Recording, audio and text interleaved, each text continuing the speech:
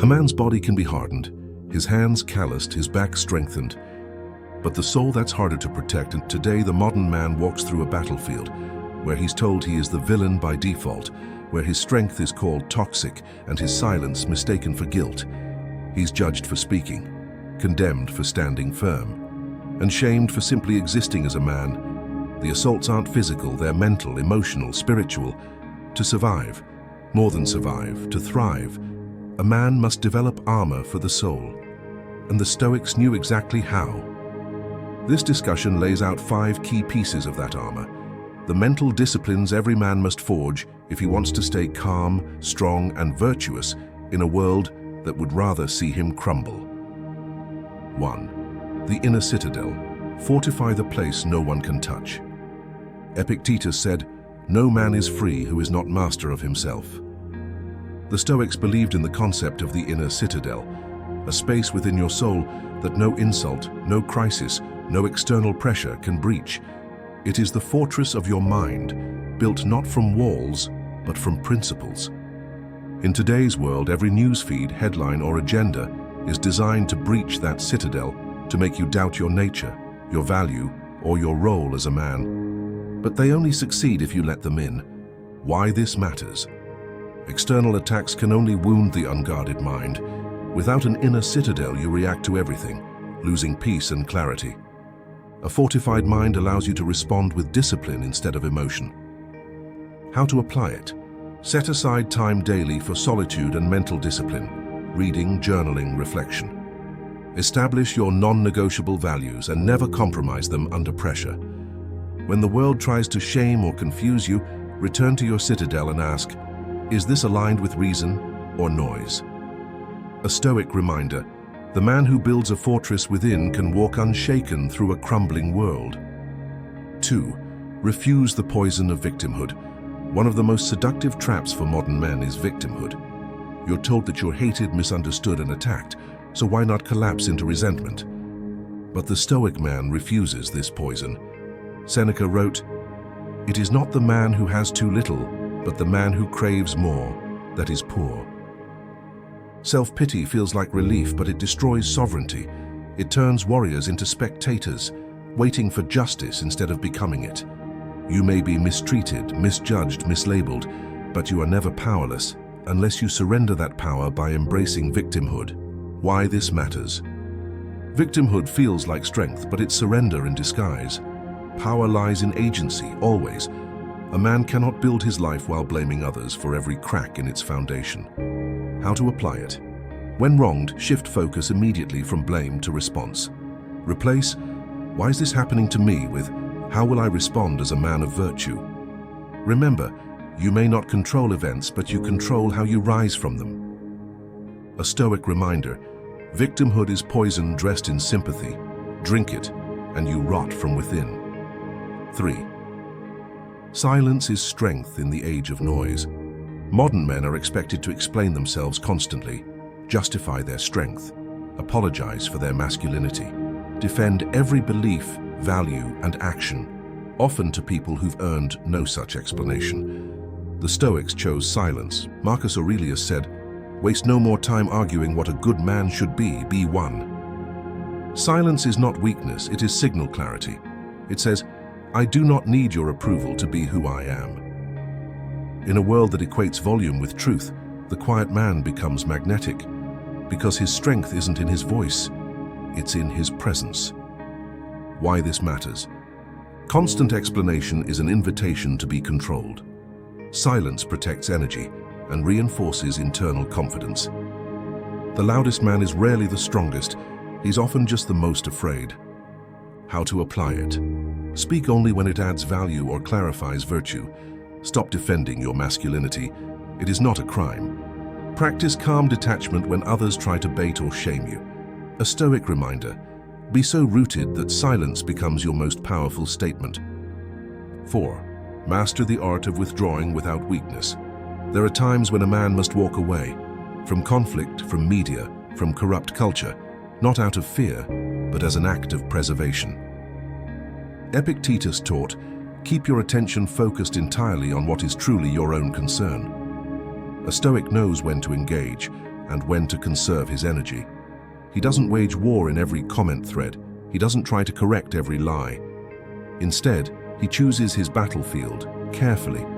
And when the world becomes too loud, too toxic, too degrading, he withdraws to sharpen his sword in silence. Why this matters: not every fight is worth your energy or honor. Withdrawing to strengthen yourself is a strategy, not a surrender. The wise man knows that silence today allows for greater action tomorrow. How to apply it? Limit exposure to media, platforms, and voices that degrade your soul. Take weekly time to unplug from the world and plug into your purpose. Build strength in silence. Let your life, not your opinions, be your rebuttal. A Stoic reminder: you owe the world your virtue, not your constant availability. 5. Be the standard, even when the world has none. Today, confusion reigns. Right becomes wrong. Discipline becomes oppression. Masculinity becomes shame. But the Stoic man doesn't look outward for the standard. He is the standard. Seneca wrote, "It is not that we have a short time to live, but that we waste much of it. When the world abandons honor, you keep yours. When others indulge, you restrain. When others follow the mob, you follow your conscience." This is the final and highest piece of mental armor: unshakable self-governance. You do not collapse, you do not conform, you stand as a man, as a force, as a quiet example of what is still possible. Why this matters? The world does not need more noise, it needs more examples. Internal governance gives confidence that no trend can shake. Living as the standard creates peace, because you are no longer chasing it elsewhere. How to apply it? Build a code of behavior and review it often. Make it your compass. Stop asking if your life aligns with culture. Ask if it aligns with character. Refuse to lower your standard to meet comfort. Let discomfort rise to meet your example. A Stoic reminder: in a world gone mad, sanity is an act of rebellion, and virtue is the ultimate stand. 6. Control your attention, or be controlled by the world. A man's attention is his most precious resource, and today everyone wants a piece of it. Every swipe, every ad, every post is a tiny battle for your mind.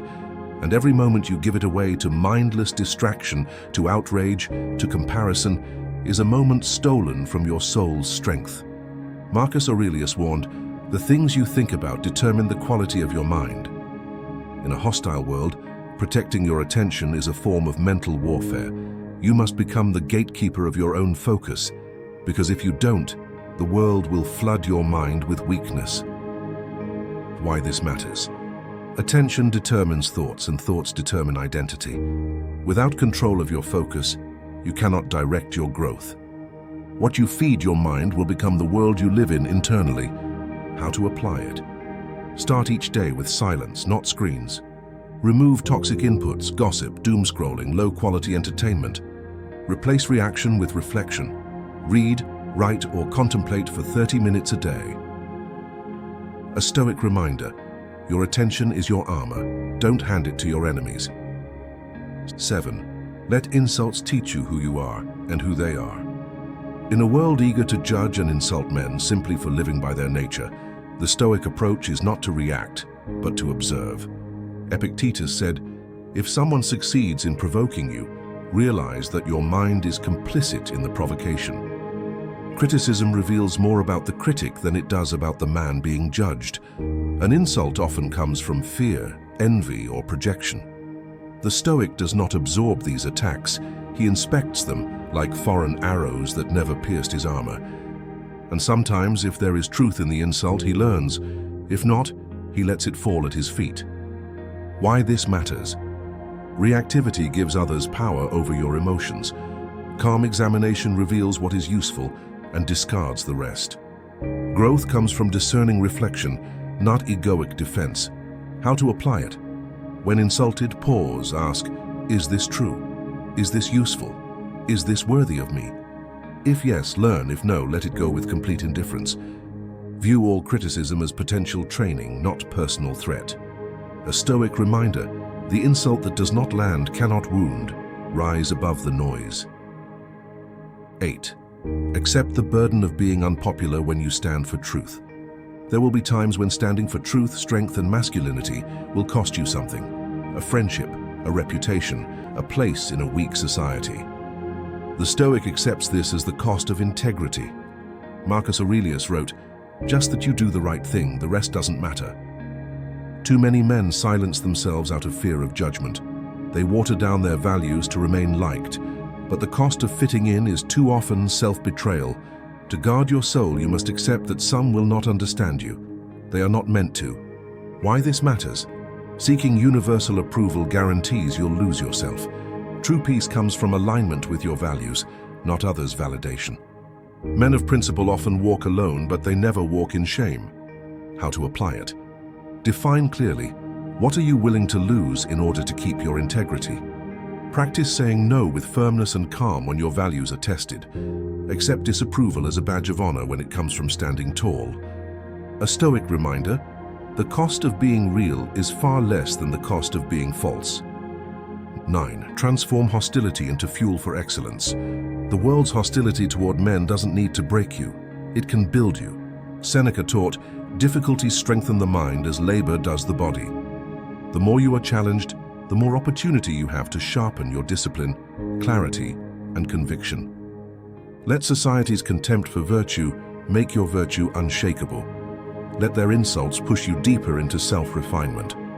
Let every challenge be turned into fire, and every fire into strength. Why this matters? Resentment drains. Transformation empowers. You control whether the world makes you bitter or better. Every attack can be turned into raw material for greatness. How to apply it? When you feel dismissed or attacked, ask, what strength is this training me to build? Channel frustration into action. Train harder, work better, lead by example. Keep a fuel list of disrespectful moments and convert them into mission. A Stoic reminder, the arrows aimed to hurt you can be melted down into weapons of strength. 10.